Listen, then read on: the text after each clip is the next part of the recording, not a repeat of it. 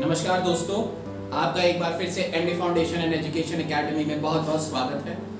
मेरा नाम है त्रिपुरेश त्रिपाठी और आज के इस वीडियो में हम लोग एक बार फिर से वंस अगेन ये कोशिश करेंगे जानने की कि किस तरीके से किस युग में, जैसा कि एक कलयुग चल रहा है, किस युग में किस तरीके से किस वे से हम भगवान की प्राप्ति कर सकते हैं, उनकी भक्ति कर सकते हैं और उनकी कृपा प्राप्त कर सकते हैं। So in this video we will be learning how we can have the blessings of Lord, how we can know Him and how we can make ourselves into one of the best personalities which we are meant for. So हम लोग शुरुआत करते हैं। वेदों के हिसाब से युग 4 वेज में बांटे गए हैं, 4 युग बताए गए हैं। पहला था सतयुग, उसके बाद में आया त्रेता युग, उसके बाद में आया द्वापर युग, फिर आया कलयुग। अगर सतयुग की बात की जाए तो वेदों के हिसाब से सतयुग में भगवत प्राप्ति करने के लिए आप मेडिटेशन के लिए जा सकते थे, आप तपस्या कर सकते थे, क्योंकि उस दौरान हमारे अंदर सात्विक गुण ज्यादा थे। हम अपने अंदर के परमात्मा को ये तप करके, ध्यान लगा के, मेडिटेशन करके पा सकते थे, उन्हें पहचान सकते थे। जैसे भगवद गीता में भी कहा गया है, भगवान हमारे हृदय में परमात्मा स्वरूप विराजमान है, हम उनको पहचान सकते थे तप करके सतयुग के दौरान। फिर उसके बाद आया हमारा त्रेता युग। त्रेता युग में कहा गया है भगवान की प्राप्ति के लिए हमें यज्ञ करने पड़ते हैं।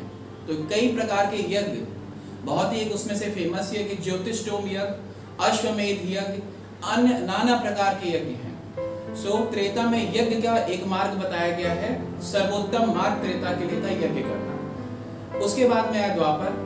द्वापर युग में कहा गया कि भगवान की पूजा अर्चना, उनके अर्चन विग्रह की पूजा करना, इससे भगवान की प्राप्ति हो सकती है।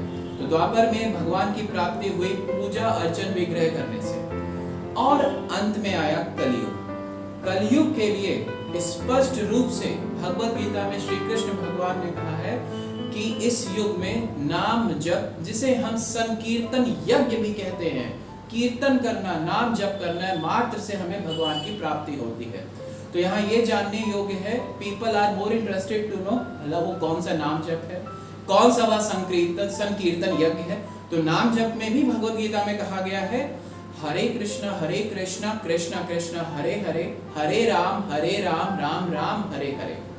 या तो आप इससे कर सकते हैं जो कि सर्वोत्तम बताया गया, या उससे भी सर्वोत्तम जो इसकी भी कुंजी है वह है राधा नाम का जप। राधा राधा राधा राधा राधा राधा, इसको करने से तो श्री हरि स्वयं आपको मिलते हैं। ऐसा कहा गया है कि राधा जी आपने ऐसा कौन सा तप किया कि जो तीनों लोगों के पालनहार है, जो समस्त सृष्टि के कारण मात्र है, वो भी आपके पास है। सो राधा नाम जप करके हम इन्हें भी प्राप्त कर सकते हैं। या फिर कुछ लोगों के लिए राम राम राम राम राम, ये भी उतना ही सर्वोत्तम है जितना भी है, क्योंकि ये सब भगवान के स्वरूप है। और हमें ये जान लेना चाहिए, भगवान और उनके नाम में कोई अंतर नहीं है, इसीलिए तो वह कंप्लीट है, कंप्लीट परफेक्ट, और हम सब नॉन परफेक्ट। तो हमें अगर परफेक्शन की तरफ बढ़ना है, बैकुंठ की तरफ जाना है, या अपने इस जीवन में रहते हुए we have to achieve our best format, तब तो हमें उनका नाम जप करना ही पड़ेगा। अन्यथा अंतिम समय में हम कैसे उनके बारे में जानेंगे, कैसे जा पाएंगे। सो ये 4 युगों के बारे में इस वीडियो में मैंने चर्चा की है, जिसमें एक बार अगर हम लोग देखें ब्रीफिंग के तौर पे, पहला युग जो था हमारा सतयुग, आप उसमें मेडिटेशन कर सकते हैं, ध्यान कर सकते हैं, तपस्या कर सकते थे। त्रेता में यज्ञ किया गया त्रेता युग में।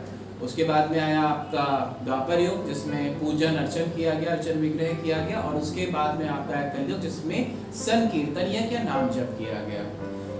तो आई होप इस वीडियो के बाद हम लोग ये समझ सकते हैं कि हम सब लोग कलयुग में ही हैं, और कलयुग में लगभग 5500 वर्ष बीत चुके हैं।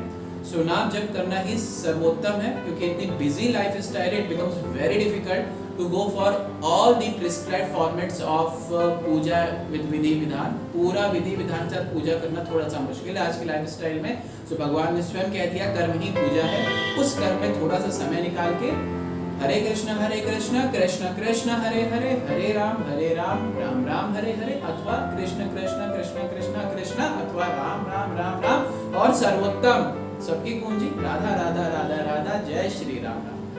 जय Shri Radhe Krishna. Thank you so much for your valuable time. और आगे भी MD foundation and education academy के इस यूट्यूब चैनल पे हम लोग ऐसी ही इंपॉर्टेंट इंफॉर्मेशन और ज़रूरी जानकारियों के साथ मिलेंगे। अगर आपको यह जानकारी पसंद आई है सो मैं इतना से रिक्वेस्ट करना चाहूँगा कि इसको और आगे शेयर करिए, चैनल को लाइक करिए, सब्सक्राइब करिए, जिससे एटलीस्ट इस युग में तो जब हम लोग जन्म ले चुके हैं तो सब लोगों को इससे लाभ हो सके और हम सब लोग मोक्ष प्राप्ति हेतु, मोक्ष प्राप्ति सब लोगों के लिए अलग अलग है। कुछ लोग इस जीवन से मुक्ति चाहते हैं कि वापस धरती या मध्य लोक में जन्म ना हो, कुछ चाहते हैं इसी जीवन में हम कुछ और अच्छा अचीव कर लें, इसी जीवन में हम अपने सारे फाउंडेशन लिमिटेशंस को तोड़ दें।